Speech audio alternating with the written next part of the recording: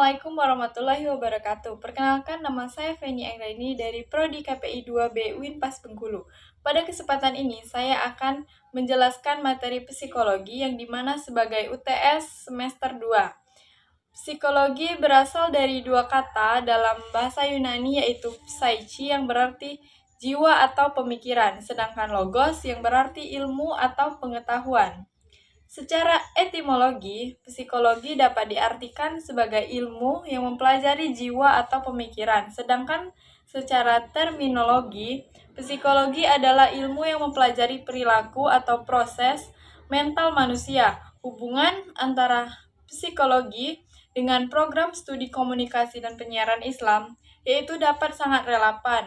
Psikologi membantu dapat dalam memahami perilaku individu dan kelompok dalam konteks komunikasi. Dengan pemahaman psikologi, program studi komunikasi dan penyiaran Islam dapat lebih efektif dalam merancang pesan-pesan komunikasi yang sesuai dengan kebutuhan dan karakteristik audiens. Psikologi juga membantu dalam memahami bagaimana pesan-pesan komunikasi dapat mempengaruhi pemikiran, emosi, dan perilaku. Baiklah, dari beberapa makalah, mungkin ada satu makalah yang sudah saya pahami, yaitu tentang otak dan perilaku. Yang dimana otak adalah organ penting dalam tubuh manusia yang berfungsi sebagai pusat pengendalian aktivitas tubuh dan proses mental. Otak terdiri dari berbagai bagian yang memiliki fungsi khusus seperti pengaturan gerakan, persepsi sensorik, persosesan informasi, dan pengambilan keputusan. Perilaku dan juga ada perilaku. Perilaku adalah segala bentuk respon atau tindakan yang dilakukan oleh individu sebagai hasil dari interaksi antara faktor internal dan eksternal. Perilaku dapat dipengaruhi oleh berbagai faktor termasuk genetik, lingkungan, dan pengalaman, dan juga kondisi psikologis.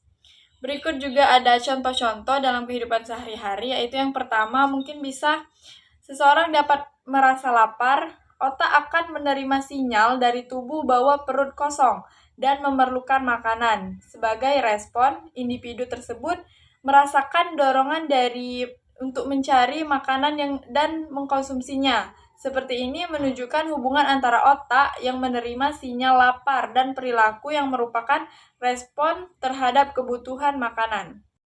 Baiklah, di sini ada pertanyaan bagaimana sikap saudara dalam memahami teori tersebut jika dihubungkan dengan profesi saudara sebagai aktivis jurnalis. Mungkin jika saya sebagai seorang aktivis jurnalis, mungkin tentang pemahaman teori otak dan perilaku dapat menjadi sangat penting dalam melaksanakan tugas dan tanggung jawab sebagai seorang jurnalis yang berperan dalam penyampaian informasi kepada masyarakat dengan pemahaman yang baik tentang bagaimana otak dan perilaku manusia bekerja. Seorang aktivis jurnalis dapat lebih efektif dalam menyusun dan menyampaikan pesan-pesan yang relevan dan dapat dipahami oleh audiens.